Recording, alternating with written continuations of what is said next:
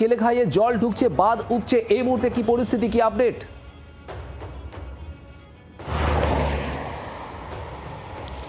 দেখো, হলদিয়ার পাশাপাশি পটাশপুর, ভগবানপুর, এগরা এই সমস্ত বিস্তীর্ণ এলাকায় কয়েকদিনের বর্ষণে ব্যাপক জল যেমন জমেছে, তেমনি কপালে ভাঁজ ফেলেছে বাগুই নদী এবং এইসব বাগুই নদীর জল উপচে এসে এলাকায় প্রবেশ করেছে। অনেক বাড়ি জলের তলায় গেছে, জল উঠেছে। পটাশপুরের বিস্তীর্ণ এলাকা এবং খেজুরি, পটাশপুর, ভগবানপুর, চণ্ডীপুর এই সমস্ত এলাকায় ব্যাপক জল জমেছে এবং কেলেঘাই যে নদী, সেই নদীর বাঁধ উপচে, জল কোথাও কোথাও ঢুকছে। বর্ষা কম হলেও মানুষের এই আতঙ্ক কিন্তু পিছু ছাড়ছে না, কারণ নদীর জল যেভাবে স্ফীতি ঘটছে, সেই জল যে কোনো মুহূর্তে বাঁধ ভেঙে উপচে গোটা গ্রাম তলিয়ে নিয়ে যেতে পারে। সেই আশঙ্কা থেকে অনেকে আতঙ্কে আছেন। যেমনি করে তেমনি প্রশাসনের পক্ষ থেকে বাঁধ বা অন্যান্য যে সমস্ত জায়গা দিয়ে জল ঢোকার বিষয় রয়েছে, সেই সব জায়গার নজরদারি চালানো চলছে।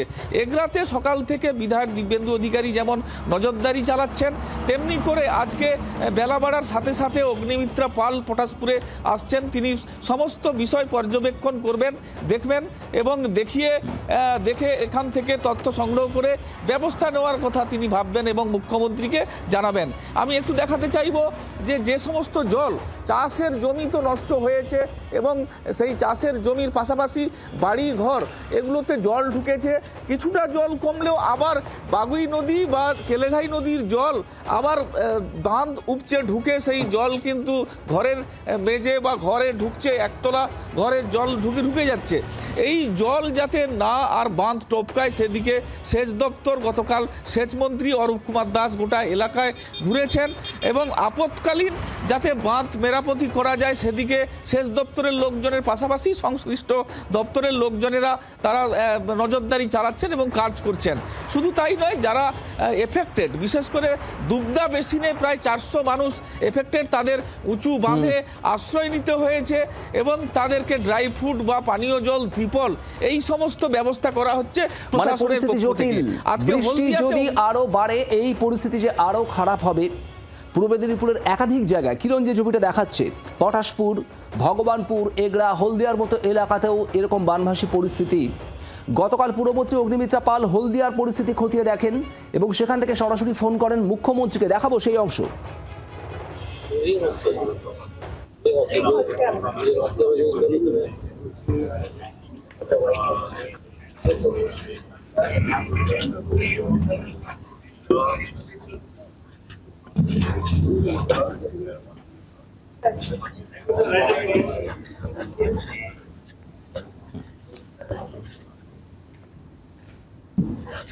শোনা যাচ্ছে না একদম।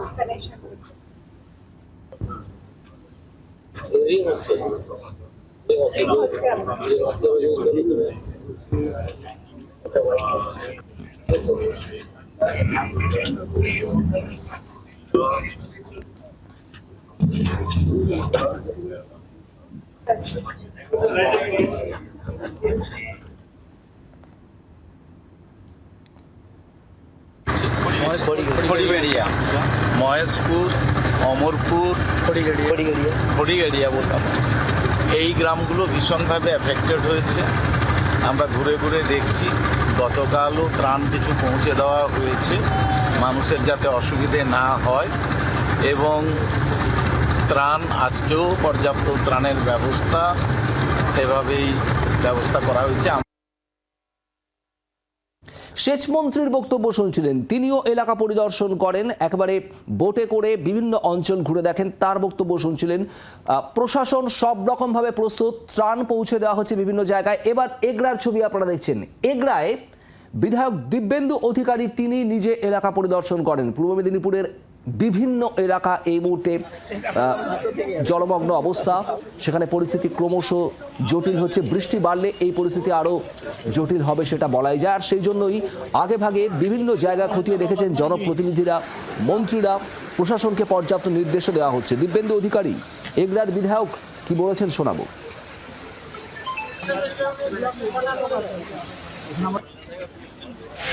প্রাকৃতিক দুর্যোগ, বিদ্যুতের ফলে বিভিন্ন জায়গায় দীর্ঘ প্রায় 10-12 বছর জল নিকাশির সংস্কার হয়নি, কচুরিপানা, অবৈধ কিছু নির্মাণ, এর ফলে বহু জায়গায় জলমগ্ন হয়ে পড়েছে।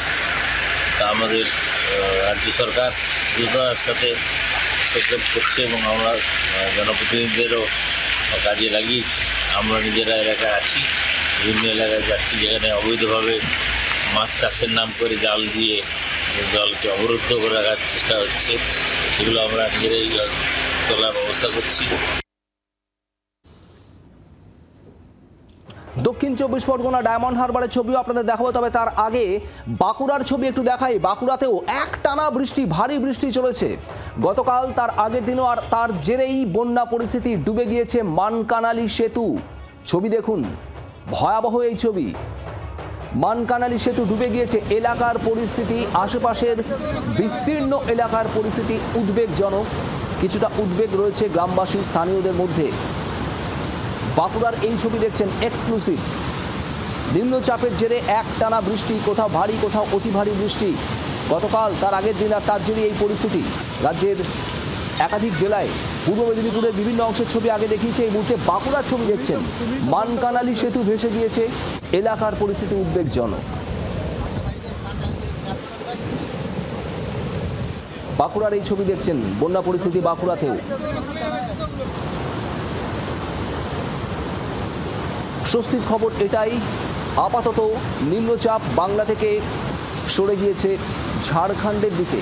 বৃষ্টির পরিমাণ আজ সকাল থেকেই কমে গিয়েছে এবং এর জেরে কিছুটা সময়ের সঙ্গে সঙ্গে স্বস্তি হয়তো মিলবে, তবে বৃষ্টি বাড়লে যে পরিস্থিতি আরও জটিল হবে তা একেবারেই স্পষ্ট।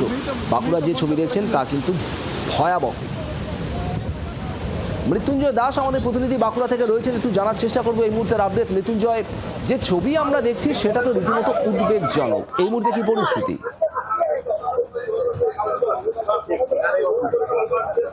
একেবারে দেখো ভয়ঙ্কর একটা ছবি। আমি এই মুহূর্তে একটু দেখানোর চেষ্টা করবো যে মানকালিনী সেতু রয়েছে, সেই মানকালিনী সেতুর অবস্থা।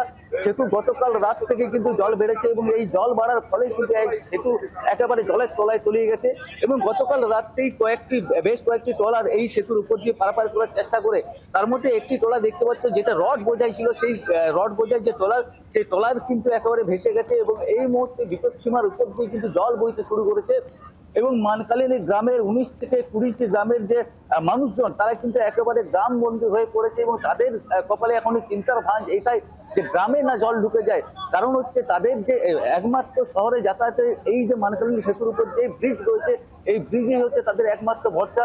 তবে গতকাল থেকে জল বাড়ার ফলে নতুন করে আবার ডুবলো এই মানকানালি সেতু এবং যার ফলে চিন্তার ভাঁজ পড়েছে এলাকার মানুষের। বেশ কয়েকজন আছে, আমি তাদের সাথে একটু কথা বলার চেষ্টা করবো। কি অবস্থা দেখছি ব্রিজের? ব্রিজের খুবই খারাপ অবস্থা, টিউশন যেতে প্রচুর অসুবিধা হচ্ছে। প্রত্যেকবারই বর্ষা এলেই কি অবস্থা? প্রতি বছরই একই অবস্থা। এর সমাধান কি আছে? সমাধান আর কি হবে, ওভারব্রিজ হলে তো ভালো হতো। বুঝি কি অবস্থা? অবস্থা বেহাল অবস্থা, মানে কি বলবো, বলার মতো বিচার নেই। আর বেহাল অবস্থা, খুব বলার আর বিচার নেই কোনো। মানে আমাদের আর মানে বাঁচার রাস্তাটাও শেষ করে দিল। মানকানালি সেতু ভেসে যাওয়ার ফলে রীতিমতো যে দুর্ভোগের মধ্যে পড়েছেন স্থানীয় বাসিন্দারা, সেই বিষয়টা স্পষ্ট। মৃত্যুঞ্জয়, এরপর বৃষ্টি আরও বাড়লে যে পরিস্থিতি আরও খারাপ হবে সেটাও বলা যায়। ছবি আপনারা দেখছেন বাঁকুড়ার, মানকানালি সেতুর উপর দিয়ে বইছে জল, আর এর জেরে রীতিমতো এই সেই ট্রেলারটি কাত হয়ে পড়ে রয়েছে। এলাকার পরিস্থিতি উদ্বেগজনক বাঁকুড়াতে।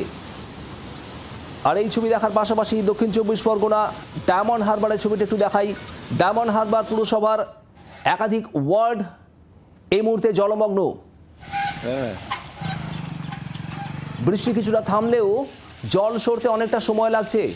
9 নম্বর, 10 নম্বর ওয়ার্ড, 12 নম্বর ওয়ার্ড, 15 নম্বর ওয়ার্ড, ডায়মন্ড হারবার পুরসভার একাধিক ওয়ার্ড জলমগ্ন। যে ছবি এই মুহূর্তে দেখছেন দক্ষিণ 24 পরগনার ডায়মন্ড হারবারের ছবি দেখছেন, পুরসভার একাধিক ওয়ার্ড জলমগ্ন। জমা জল পেরিয়ে যাতায়াত করছেন এলাকাবাসী। নকিবুদ্দিন গাজী আমাদের প্রতিনিধি রয়েছেন সেখান থেকে। নকিবুদ্দিন, একের পর এক ওয়ার্ড এই মুহূর্তে জলমগ্ন, কি পরিস্থিতি?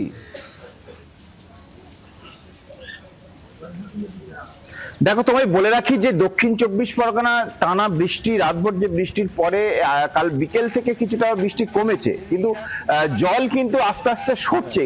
ডায়মন্ড হারবার পৌরসভার একাধিক ওয়ার্ড, সেই ওয়ার্ডের মধ্যে কিন্তু জলমগ্ন আছে। আমি যে ওয়ার্ডটা আছি সেটা হচ্ছে 9 নম্বর ওয়ার্ড। সেই 9 নম্বর ওয়ার্ডের একাধিক জায়গায় কিন্তু এভাবে জল জমে আছে।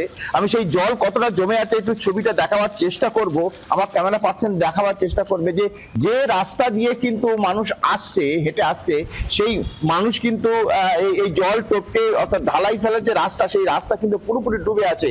মূলত বাড়ির মধ্যে উঠানে কিন্তু জল দেখা যাচ্ছে, পরিষ্কার যেভাবে জল বিভিন্ন জায়গায় এভাবে জমে আছে।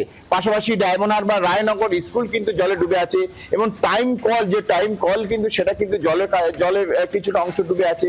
মানুষ কিন্তু এই রাস্তা দিয়ে যাতায়াত করতে গেলে কিন্তু জল টপকে তাদের যেতে হচ্ছে।